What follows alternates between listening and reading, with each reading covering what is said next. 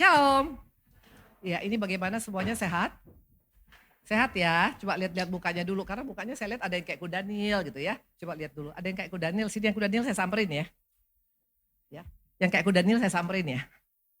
Karena kalau cari Tuhan mukanya jangan kayak kuda Nil ya. Kalau ke pesta nikah semuanya wah luar biasa nih. Lihat ini Ibu Susan, right? Ya, lihat mukanya langsung surga bilang catat, tambahin. Dia punya awet muda, betul? Karena dia mukanya nggak kuda Nil. Nah muka kuda Nil siapa di sini? Saya lihat dulu.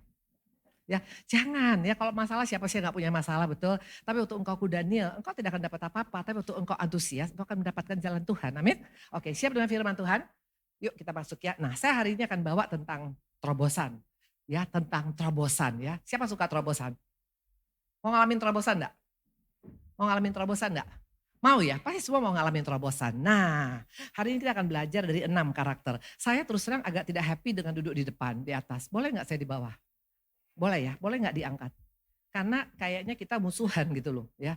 Aku nggak suka kalau lagi ngomong tuh kayak jauh-jauh dengan jemaat. Aku pengen deket-deket. Oke ya, kita deket-deket di sini, jadi saya bisa lihat responnya ya. Yang respon kuda Nil pasti akan saya samperin ya. Betul, pasti, itu pasti. Makanya jangan coba-coba jadi kuda Nil sama saya ya, oke? Ya, kita akan bicara tentang terobosan ya. Nanti kita akan lihat bagaimana untuk mencapai terobosan. Master key-nya apa Bu Indri mengalami terobosan ya. Bukan karena engkau sekedar Kristen, bukan karena engkau, bisa, bisa, bisa nggak untuk di-shoot? Mundur lagi, di sini. Oke. Bisa lihat ya? Bisa lihat nggak yang di belakang? Bisa, yang di belakang bisa lihat? Ditanya, mesti jawab, nanti tiba-tiba hilang nanti. Oke ya, oke. Nah hari ini kita akan belajar tentang 6 terobosan. Nah kalau yang ngalamin terobosan itu misalnya sekarang orang pinter, orang kaya, orang cantik, orang hebat, orang punya uang, orang punya kepintaran, wajar betul. Tapi yang ngalamin terobosan ini dari 6 ini semua orang-orang punya masalah. Masalahnya bukan masalah biasa. Maka di tempat ini yang punya masalah katakan aku pulang dari tempat ini akan mengalami terobosan.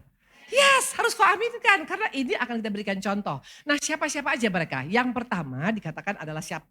Buka yuk satu Tawarikh. Satu Tawarikh 4 ayat 9b sampai dengan 10a ya. Yang pertama ini namanya Yabes. Ibu-ibu, bapak-bapak bapak-bapak lagi. Ibu-ibu pasti semua tahu betul tentang Yabes, betul? Nah, Yabes ini bukan orang yang lahirnya happy. Kenapa? Dari mulai lahir udah punya masalah, yaitu dikatakan nama anaknya Yabes. Yabes artinya aku melahirkan dengan kesakitan. Mungkin waktu anak ini lahir papanya selingkuh, mungkin waktu anak ini lahir mungkin utang mamanya banyak, mungkin waktu anak ini lahir mamanya kena cancer. Intinya anak ini lahir bukan membawa kebahagiaan dan yang ngomong ini adalah mama sendiri. Makanya ibu-ibu tempat ini jangan sembarangan bikin nama anak ya.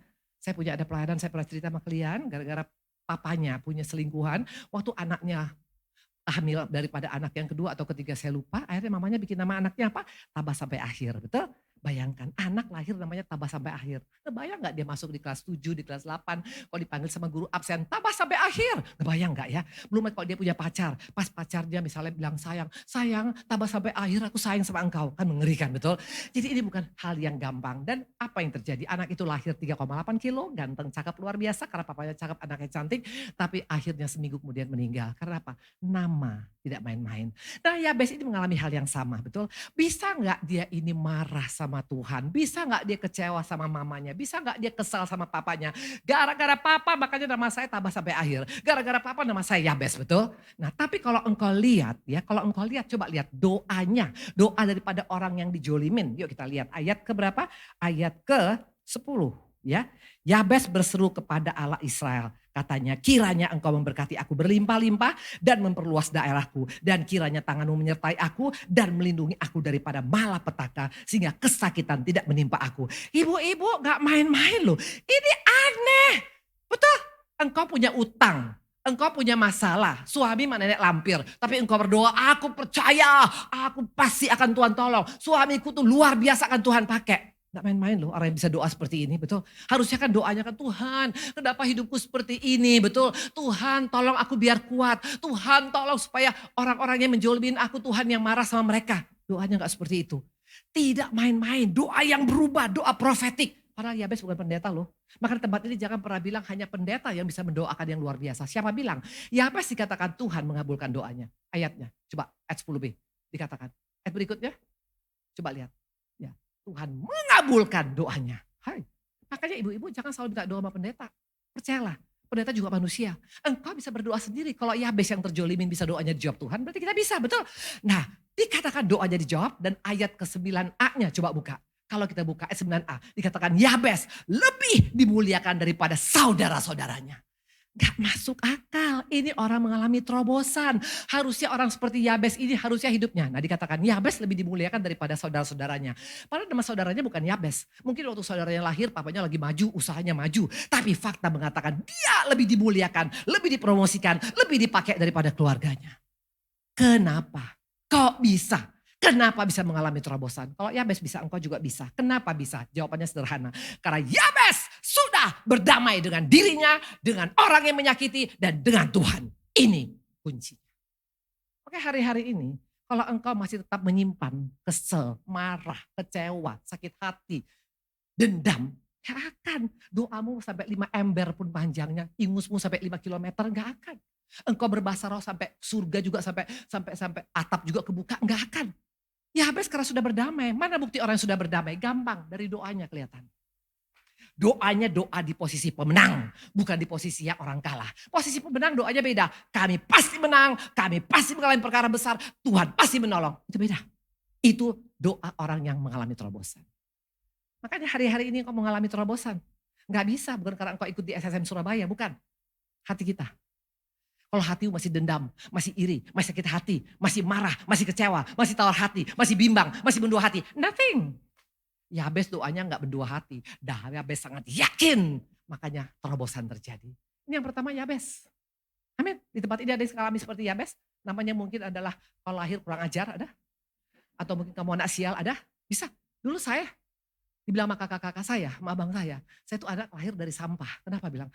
Karena dulu saya lahir jeleknya minta ampun. Aslinya jelek banget kata mereka ya. Tapi kalau aku sih aku agak cantik lah dikit, betul ya. Kata mereka kamu tuh lahir dari tong sampah karena saya lahir 5 kilo. 5 kilo dan gendutnya minta ampun dan hidungnya masuk ke dalam dan gendut. Gelapnya kulitnya luar biasa. Intinya gak ada yang bagus. Maka waktu mereka bilang begitu saya bilang Tuhan berikan aku hikmat. Saya lulur tiap hari. Aslinya dari mulai SD saya lulur, Nyonya Menir, betul. Makanya kulitnya sekarang agak oke, betul. Mereka bilang saya pendek, saya berenang tiap hari, makanya legam, betul. Nah mereka bilang waktu itu kamu gendut, saya langsing pakai astagen. Dari mulai SMP 20 meter tiap hari, maka sekarang langsing, betul. Tuhan membalikkan tangan gampang kalau engkau mengalami terobosan. Maka jangan pernah menyerah dengan apapun yang kau alami, betul. Itu yang pertama Yabes. Yang kedua siapa? Yuk kita buka. Ya ini orang-orang yang mengalami terobosan. Ya dia mengalami terobosan karena dia berdamai dengan dirinya, berdamai dengan masa lalunya, berdamai dengan orang yang menyakitinya, berdamai dengan Tuhan. Itu yang pertama. Yang kedua buka Hakim-Hakim 11 ayat 1 sampai dengan 3. Adapun Yefta, orang Gilead itu adalah seorang pahlawan yang gagah perkasa. Tetapi ia anak seorang perempuan sundal. Ayah Yefta ialah Gilead. Juga istri Gilead melahirkan anak-anak lelaki baginya. Setelah besar anak-anak istrinya itu, maka mereka mengusir Yefta. Katanya padanya, engkau tidak mendapat milik pusaka dalam keluarga kami, sebab engkau anak dari perempuan lain. Maka larilah Yefta dari saudara-saudaranya dan diam di tanah Top. Di sana berkumpullah kepadanya petualang-petualang yang pergi merampok bersama-sama dengan dia. Wow, ibu-ibu, pengen jadi kayak Yefta, nggak ada yang mau. Lahir dari perempuan Sunda. Habis itu gak dapat warisan. Habis itu dia bergaul dengan orang-orang pembunuh, perampok. Gak ada future. Di tempat ini mungkin engkau gak ada future. Karena engkau sudah dalam keadaan dicerai. Udah tuh engkau mungkin kena sakit kanker. Atau mungkin anak-anakmu berontak. Atau mungkin engkau dalam keadaan rumahmu mau diambil oleh bank. Apapun istilahnya ini bicara tentang no future. Tapi kalau engkau baca dikatakan Yefta adalah pahlawan bangsa Israel. Gak main-main, kok bisa? Mana buka ayat yang satunya tadi dikatakan. Coba buka yang nomor satunya. Dikatakan mana? Adapun Yefta orang Gilead adalah seorang pahlawan yang gagah perkasa. Bukan gagah perkasa hanya cuma sekedar di rumah kita atau di lurah atau di kampung. Bukan. Bangsa pilihan Tuhan loh. Ini pahlawannya. Bahkan dia menjadi hakim di bangsa Israel. Padahal tadi dikatakan jelas ini orang adalah orang yang bermasalah. Pergaulannya juga gak baik, hidupnya gak baik, perempuan sundal mamanya, gak dapat warisan, dibuang sama keluarga. Harusnya kan ini pahit banget betul. Gila, gak bisa saya menerima Bu Indri. Bisa gak dia katakan Yefta seperti itu? Bisa. Tapi kalau engkau baca, kok bisa dia mengalami terobosan? Mari kita lihat. Waktu itu ada peperangan, betul? Nah kita lihat ya. Kita lihat waktu itu ada peperangan. Buka Hakim-Hakim 11 ayat 6 sampai dengan 7. Waktu ada peperangan bangsa Israel kalah. Nah keluarga orang-orang dari bangsa Israel datang ke tempat Yeftah. Datang ke tempat Yeftah, perhatikan dikatakan begini ya. Kata mereka pada Yeftah, mari jadilah panglima kami dan biarlah kita berperang melawan Bani Amon. Tapi kata Yeftah pada para tua-tua Gilead, bukankah kamu sendiri yang membenci aku, mengusir aku dari keluargaku? Mengapa kamu datang sekarang padaku pada waktu kamu terdesak? Kemudian berkatalah para tua-tua Gilead pada Yeftah, memang kami datang kembali sekarang kepadamu. Ikutlah kami dan berperanglah melawan Bani Amon. Maka engkau akan menjadi kepala atas kami, atas seluruh penduduk Gilead. Ya. Ayat 11, maka Yeftah ikut dengan para tua-tua Gilead. Lalu bangsa itu mengangkat dia menjadi kepala dan panglima mereka. Tapi Yeftah membawa perkara itu di hadapan Tuhan. Ya, saya mau tanya, kira-kira bisa gak Yeftah bilang, Gilead susah lu datang sama gua? Bisa gak? Banyak orang seperti itu betul. Waktu lagi happy lupa sama kita. Waktu susah datang, aduh tolonglah Ci, tolonglah. Dulu lu lagi seneng gak inget gua? Ya waktu itu kan pas lupa aja, tapi sekarang inget lagi, dia bilang begitu betul. Banyak orang seperti ini udah kepepet baru cari kita. Nah pertanyaannya, apakah Yeftah marah? Apakah Yeftah ungkit-ungkit? Apakah Yeftah jual mahal? Hati-hati. Waktu engkau di sini jual mahal, apa jual mahal sama Tuhan, engkau tidak akan mengalami terobosan. Jangan pernah ingat ke belakang. Kalau gua ingat-ingat ya lu bikin sama gua. Yeftah kalau bisa ngomong gitu gak akan pernah jadi pahlawan. Tapi yang luar biasa dia bisa move on. Apa bukti orang yang mengalami terobosan bisa move on? Kenapa dia bisa move on? Karena dia sudah berdamai dengan orang-orang yang menyakiti dia. Dia sudah berdamai dengan keadaannya. Berdamai dengan masa lalunya. Berdamai dengan Tuhan. Makanya mengalami terobosan. Gak ada pilihan. Yang satu tadi gak ada future. Kenapa bisa berubah? Bukan karena tiba-tiba dapat durian runtuh. Waktu hatinya beres. Kunci semua ada di hati ibu-ibu. Maka tempat-tempat ini ibu-ibu yang hatinya agak gak beres kelihatan dari wajahnya. Maka tadi saya bilang yang kuda Daniel akan saya panggil ke depan. Bawa khotbah gantiin saya. Betul. Gak bisa dibohongin. Hati yang tawar, hati yang kecewa, hati yang marah, hati yang emosi, hati yang sebal, hati yang dendam. Itu gak bisa dibohongin. Nah Yeftah tidak dendam. Yeftah gak bilang syukurin. Oke lu bisa tapi lu bayar berapa gua? Enggak. Gak pakai pamrih. Dia langsung bilang oke, aku akan membantu kalian. Makanya dia diangkat menjadi hakim-hakim. Bahkan menjadi panglima dari bangsa pilihan Allah. Namanya tercatat pada perempuan Sunda. Pergaulan tidak baik dan tidak mendapat warisan. Di tempat ini mungkin engkau mengalami hal yang sama. Siapa takut? Kalau hatimu beres sama Tuhan tinggal gampang balikan tangan. Amin. Jadi kuncinya bukan karena engkau datang beribadah setiap hari. Atau nanti ibadah hari Senin di sini, Selasa di sana, Rabu di sana. Tiap ada ibadah muka ini orang ini lagi. Tapi kenapa ya gak ngalami perubahan? Hatinya gak beres. Makanya bukan masalah sekarang banyaknya dengar khotbah. Bukan masalah banyaknya pelayanan. Tapi hati kita. Itu yang menentukan. Yang ketiga, mari kita lihat. Ini semuanya orang-orang yang mengalami terobosan. Yang pertama tadi adalah siapa? Yeftah. Yang kedua adalah siapa? Yabes. Yang ketiga siapa? Yusuf. Halo ibu-ibu. Ngebayang gak Yusuf? Dari anak kesayangan. Anak kesayangan papa. Dikasih jubah indah, tiba-tiba dijual sebagai budak. Budak loh, bukan hanya pembantu rumah tangga. Kalau pembantu rumah tangga masih keren, betul. Tadi saya ke tempat Julia ya, pembantunya ada banyak, ada 7 orang. Gaya semua foto sama saya, gitu semuanya, betul. Kalau budak gak bisa foto seperti itu, please percayalah, betul. Yang ada dia makan pun mungkin sisa-sisa ampas daripada tuannya. Dari orang yang sangat-sangat disayang oleh papa mama. Menjadi budak. Udah jadi budak apa? Difitnah lagi sama istri Potifar, betul. Gak bikin apa-apa, difitnah, masuk penjara. Gak sampai di sana, dilupakan lagi waktu dia mengartikan mimpi kepada juru minuman. Bisa gak dia marah sama Tuhan? Percuma kau Tuhan, katamu dalam mimpiku akan mengalami seperti ini. Mana buktinya? Bisa gak Yusuf marah? Bisa. Tapi yang luar biasa, apakah hidupnya hancur? Apakah dia stres? Apakah dia bunuh diri? Apakah dia kena kanker gara-gara stres? Mari kita lihat. Kehidupan daripada Yusuf, ayo kita lihat. Di tempat ini, ya waktu engkau mengalami hal yang sama. Coba kita buka. Kejadian 41 ayat 40 sampai 41. Engkaulah menjadi kuasa atas istanaku dan kepadamu perintah seluruh rakyatku akan taat. Hanya tahta inilah kelebihanku daripadamu. Selanjutnya Firaun berkata pada Yusuf, dengan ini aku melantik engkau menjadi kuasa atas seluruh tanah Mesir. Ayat 44, berkatalah Firaun pada Yusuf, akulah Firaun, tapi dengan tidak setahumu seorang pun tidak boleh bergerak di seluruh tanah Mesir. Kok bisa? Kok bisa? Jawabannya sederhana. Karena Yusuf sudah berdamai dengan masa lalunya. Yusuf sudah berdamai dengan orang-orang yang masukkan dia ke penjara. Yusuf sudah berdamai dengan orang-orang yang membuat dia jadi budak. Yusuf sudah berdamai dengan Tuhan. Kalau engkau membereskan hatimu sama Tuhan terlalu gampang untuk membalikkan tangan. Makanya iblis paling takut kalau kita menjaga hati. Maka Amsal mengatakan jagalah hatimu dengan penuh kewaspadaan dari sana terpancar kehidupan. Halo? Bukan masalah banyaknya ayat yang kau hafal. Bukan masalah pelayananmu yang banyak. Pakai seragam pun seragam merah, kuning, hijau. Gak jadi jaminan. Tapi kalau hati kita engkau bereskan. Engkau hanya pelayanan sederhana. Doa sederhana pun powernya luar biasa. Amin.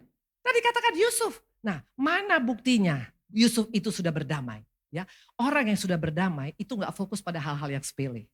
Kenapa? Karena Yusuf fokusnya adalah visi daripada Tuhan. Visi Tuhan dikatakan engkau akan kupakai. Dikatakan ada 11 berkas akan menyembah berkasnya Yusuf. Ada matahari dan bulan akan menyembah dia punya bintang. Artinya Yusuf hidup dari visi Tuhan. Orang yang hidup dari visi Tuhan itu karena orang itu sudah berdamai dengan Tuhan. Jadi kalau engkau bilang Tuhan mau pakai hidup saya masih pahit sama ipar, betul? Gara-gara dia pakai Hermes, kita gak pakai Hermes, betul? Gak bisa, betul? Tapi kalau engkau sudah berdamai, visi besar Tuhan mah kita gak main-main. Menjadi kepala tidak menjadi ekor, tetap naik tidak turun. Itu visi besar. Engkau akan dipakai sampai ke ujung bumi, itu visi besar. Kenapa engkau tidak mengalami? Bukan karena engkau sekolah pendeta, bukan. Tapi karena ada hati yang gak beres. Makanya orang yang beres hatinya itu gak gampang tersinggung.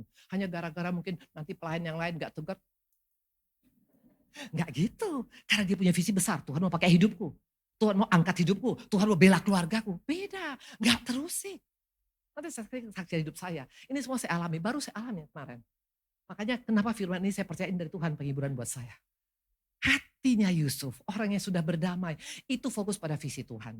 Maka jangan coba-coba engkau berkata, saya mau melakukan visi Tuhan, kalau engkau belum berdamai, enggak akan bisa. Nih. Makanya maju 1, mundur 10.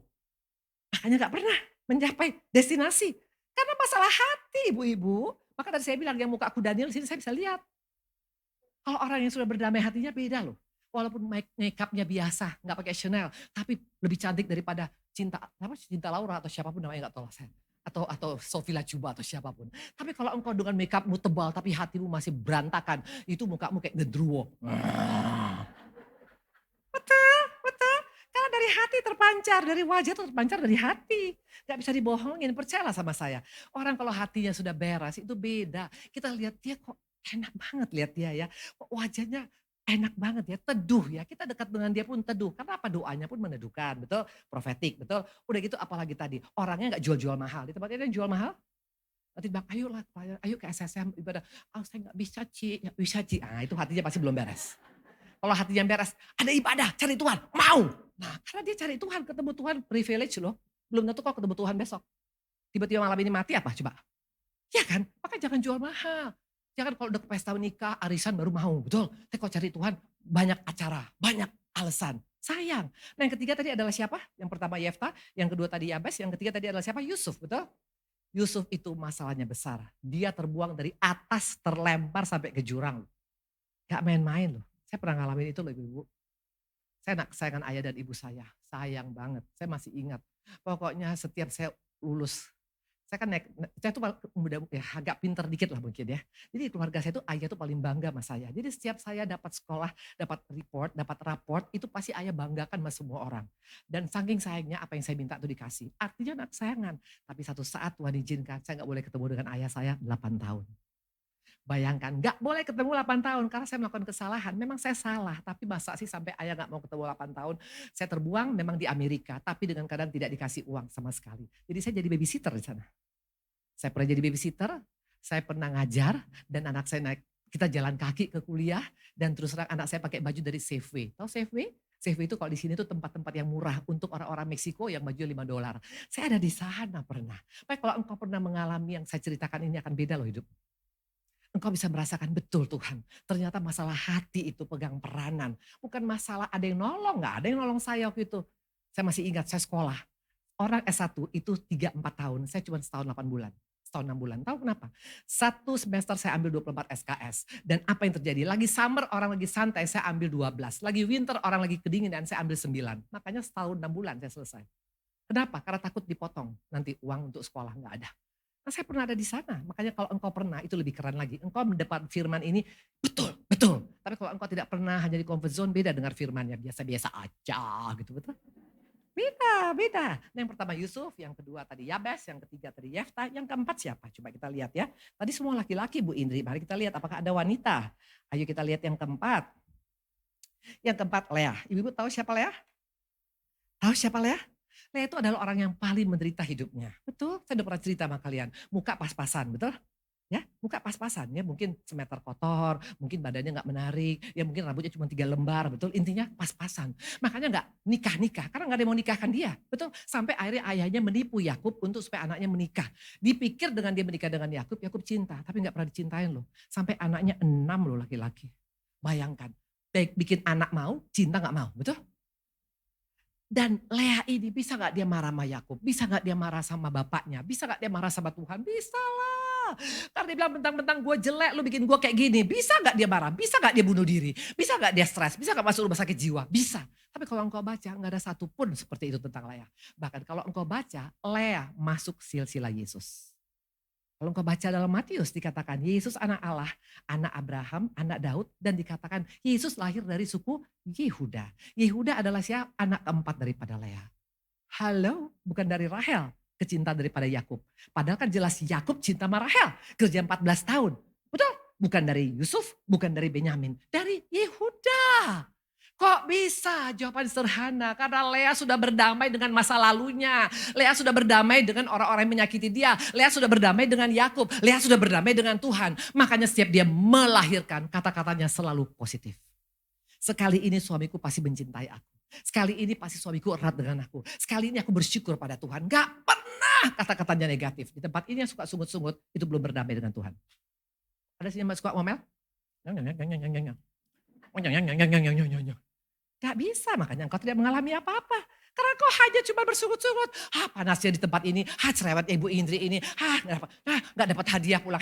Di sini jangan cari hadiah ya. Awas kalau datang ibadah cari hadiah. Cari Tuhan, jangan cari hadiah. Betul? Ya. Dan dikatakan waktu engkau bersungut-sungut. Gak mungkin hatimu sudah berdamai. Orang yang sudah berdamai, perkataan itu menguatkan orang lain. Asal ngomong pasti bisa. Tuhan tolong, itu bedanya. Makanya kenapa suami betah di rumah. Karena istrinya perkataannya enak. Gak apa-apa, pasti bisa. Tapi kok ini, mana duit? Dasar lu percuma, gue kawin sama lu.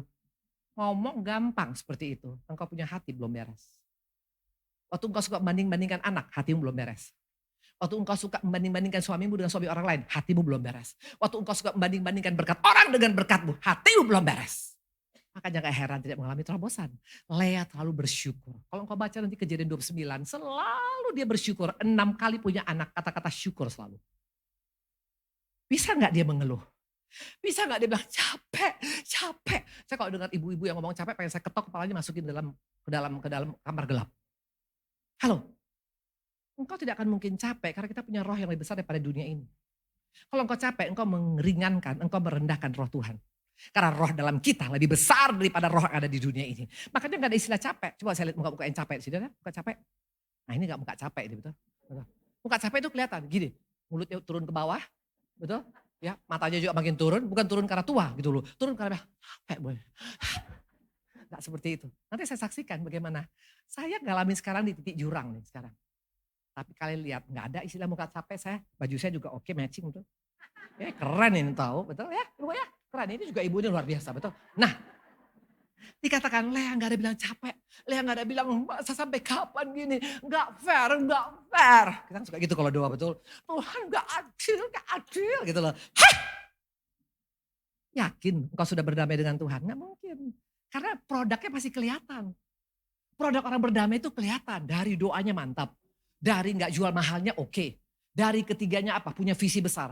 Orang bilang, mana mungkin lo bisa dipakai Tuhan. Buktinya sekarang, saya pegang janji Tuhan. Tidak. Karena dia punya visi besar bersama dengan Tuhan. Kenapa bisa punya visi besar? Karena hatinya sudah berdamai. Yang keempat dikatakan dia bisa mengucap syukur apapun keberadaannya. Kalau kau baca, nanti baca ya Kejadian 29. Baca tuh, selalu dia katakan sekali ini aku bersyukur. Sekali ini aku makin erat. Gak pernah negatif sekalipun. Selalu positif, betul? Nah yang kelima siapa?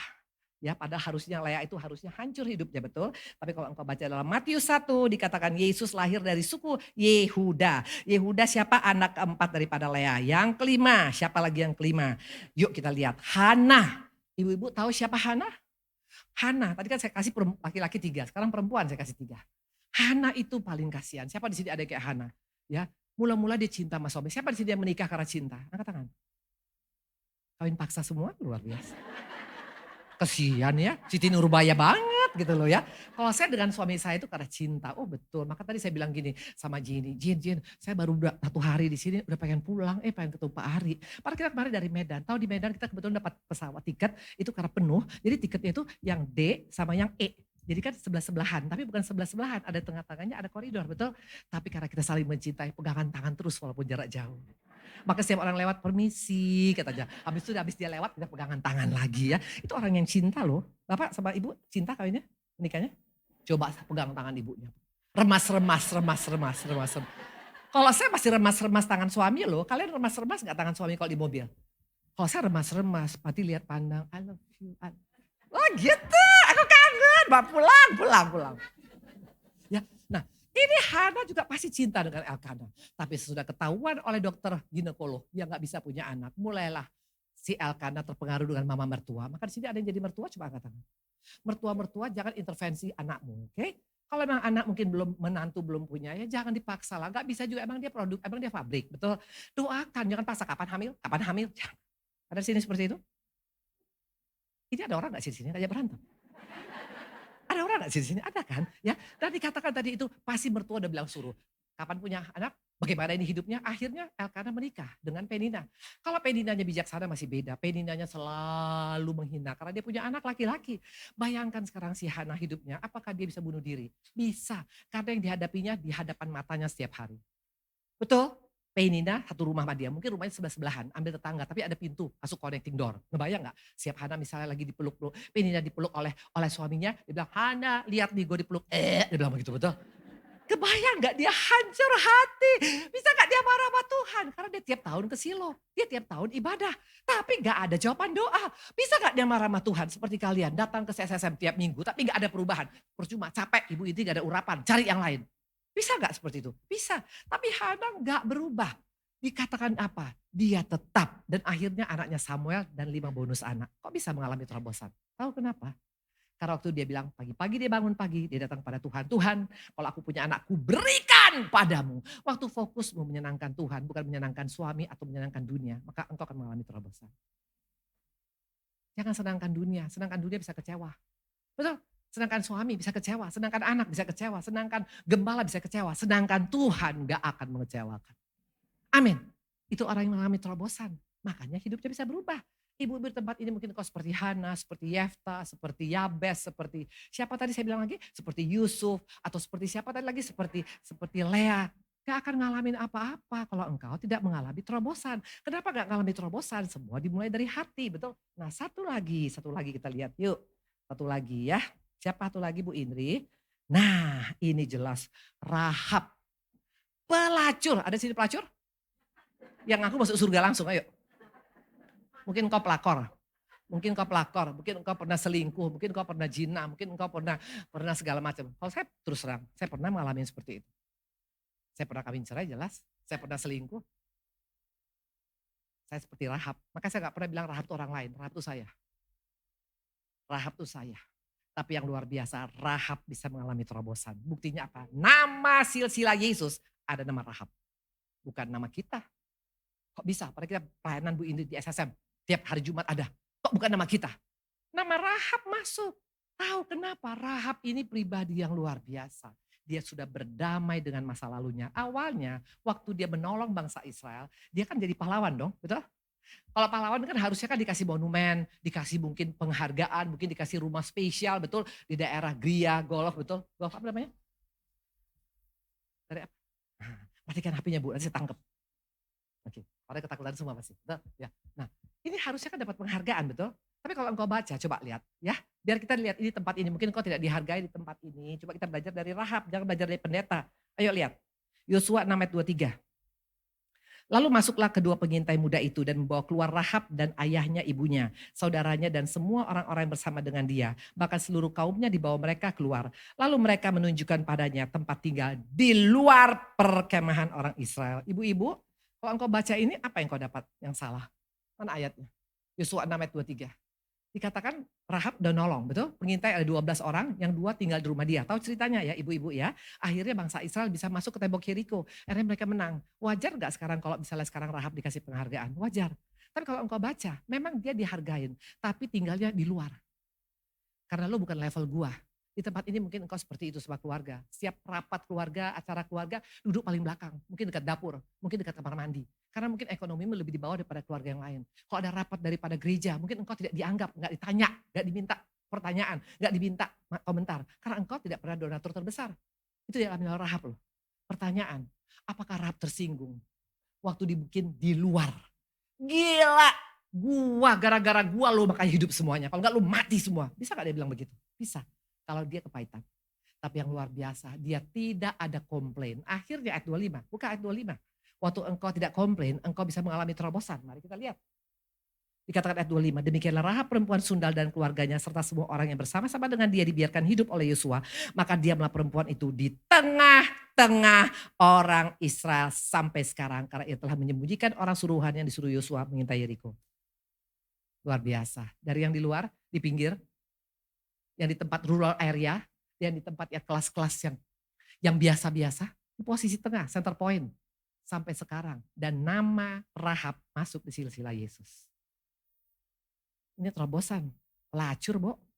Nah, kalau kita lihat keturunan Yesus itu macam-macam, ada pelacur, ada perempuan yang berzina, ada siapa lagi, ada perempuan yang sial, macam-macam ada di sana. Ada Daud yang bermasalah. Semua bermasalah, artinya apa? Kasih karunia semua nih kita. Maka jangan pernah ada yang merasa gue lebih baik daripada orang lain, gak ada.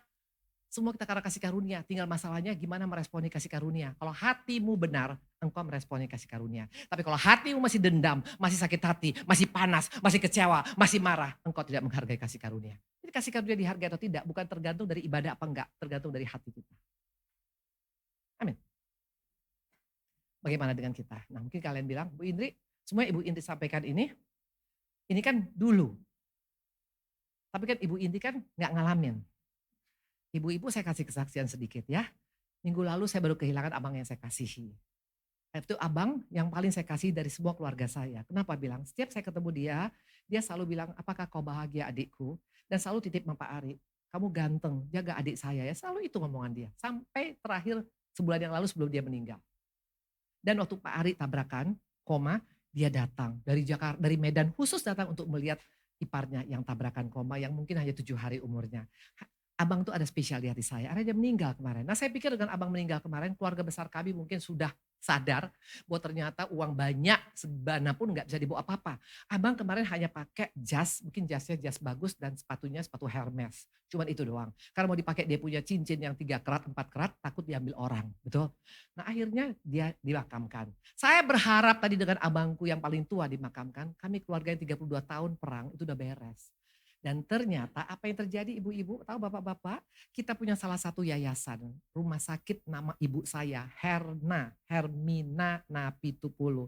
Itu diberikan oleh ayah saya waktu ibu saya umur 50 tahun. Karena sakit-sakitan terus, dikasihlah rumah sakit buat ibu saya. Rumah sakit pertama di Sumatera yang paling bagus waktu tahun 70-an.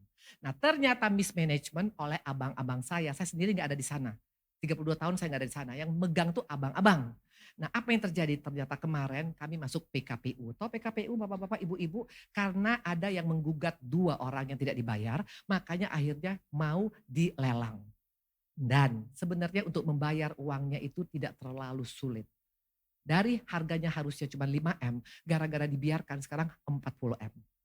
Bayangkan 40M, dan ini adalah tanggung renteng karena yayasan. Jadi siapa yang namanya tertulis dalam akte itu kena semuanya. Ternyata saya dimasukin tanpa saya tahu.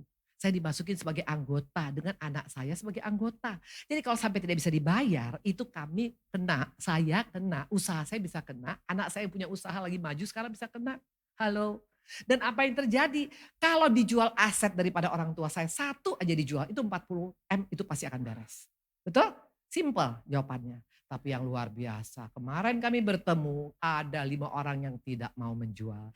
Jadi bayangkan tanggal 17 Juli ini akan terjadi pilot dari hakim. Dan kami semua akan di blacklist. Saya, anak saya nggak tahu apa-apa dan kurang lebih 20 orang kami semuanya. Luar biasa. Betul? Bisa nggak marah? Bisa nggak mau lempar ini? Bisa nggak saya cekek? Halo, yang ngelola kalian, yang nikmatin uangnya kalian, kenapa jadi kami yang kena, betul? Makanya saya sampaikan ayat ini persis seperti apa yang saya alami sekarang. Waktu Neti bilang, Bu, waktu Julia bilang, Bu, nggak mungkin nggak datang, karena kemarin tanggal 1 udah di cancel. Tolong Ibu datang tanggal 7. Saya dalam keadaan bermasalah di Medan loh. Karena masalahnya mesti diselesaikan. Tapi saya belajar, kalau Hana aja bisa, betul, dia mengutamakan Tuhan. Kalau aku punya anak, aku berikan padamu Tuhan. Tuhan kasih bonus kan, 1 Samuel, hamba Tuhan yang luar biasa dan 5 orang anak. Saya bilang, Tuhan, aku mau jaga hatiku. Karena kalau hatiku bisa marah, hatiku bisa kecewa, hatiku dendam, hatiku mulai marah, hatiku mulai menolak untuk melayanin. Aku gak menyenangkan hatimu.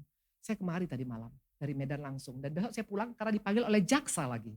Karena ponakan saya melaporkan kita lagi ke jaksa lagi. Luar biasa, betul? Halo? Apakah ibu pura-pura? Enggak. Saya enggak pura-pura. Karena aku tahu visi Tuhan dalam hidup itu besar. Tuhan mau pakai hidup saya untuk muliakan Tuhan. Makanya apa sih artinya ini kecil? Mau enggak ada masalah pun seperti Yusuf. Sama Tuhan terlalu gampang balikan tangan. Tapi kalau hatimu tidak kau jaga, akan beda ceritanya. Makanya saya bawa ini ya. Maafkan saya nanti paling resiko mungkin ibu-ibu ada yang ambil ini ya. Ini apa ibu-ibu? Thank you ya Jul. Baik banget engkau. Tangan saya ini soalnya lagi kurang bisa. Enggak apa-apa. Bagus ya. Ya, kristal betul. Betul? Bagus. Siapa yang mau? Semua pasti mau, betul? Ini kristal loh, mahal nih belinya. Ini dari Alaska belinya Julia, betul? Betul? Ini mahal, betul? Tapi kalau sekarang, ada nggak harganya? Ada nggak harganya? No. Kalau engkau tidak menjaga hatimu, percuma engkau datang ke tempat ini. Nggak ada value. Maka saya bilang, Tuhan terima kasih Tuhan. Walaupun aku mungkin hamba Tuhan sederhana menurut dunia, tapi aku mau punya hati yang betul di hadapanmu. Kalau Tuhan sudah membela, gak ada satupun yang dapat menggugatnya, percayalah.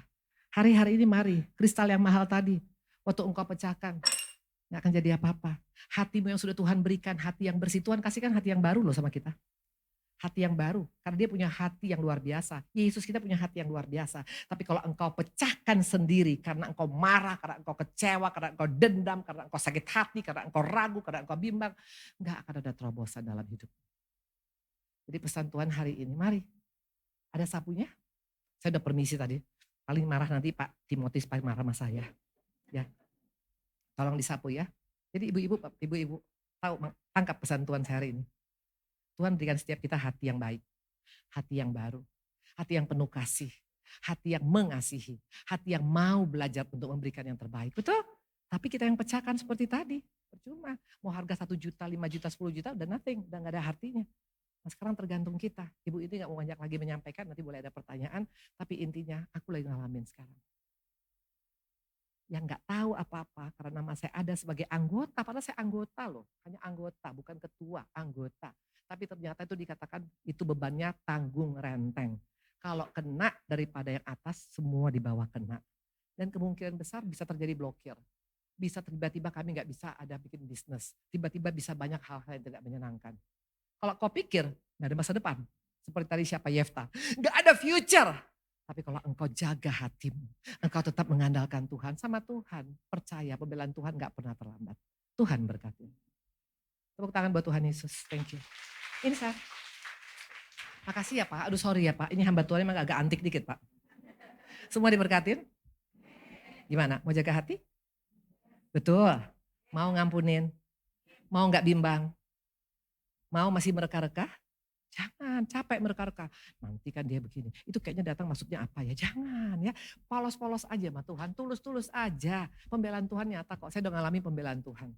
Saya tinggalkan Medan, itu dengan saya nol, tidak punya apa-apa. Nol, saya tinggalkan Medan. Di sana semua ada. Duitnya bukan sedikit, banyak yang minta ampun. Saya tinggalkan dengan tinggal di tipe rumah 21, 13 tahun.